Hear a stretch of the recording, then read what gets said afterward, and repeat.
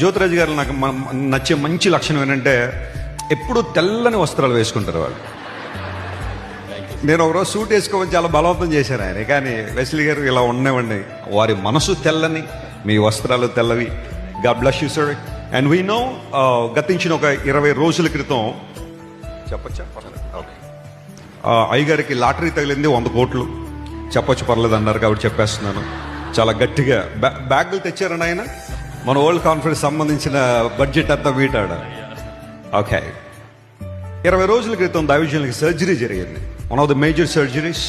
బహుశా మీలో కొంతమంది తెలిసి ఉండొచ్చు. I know what it is.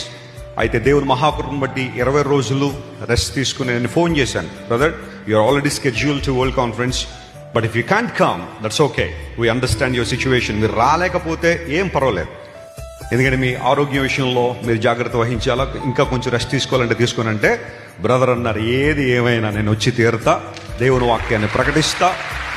And then మరలా సర్జరీ అయిన తర్వాత నా ప్రసంగాల్లో ఇక్కడ వరల్డ్ కాన్ఫరెన్స్ నుండే ప్రారంభిస్తా అని ఓ చక్కని మాట చెప్పారు. ఇచ్చిన మాట ప్రకారం వచ్చారు. Brother, I know how tough it is to come here, but thank you so much for honouring our request.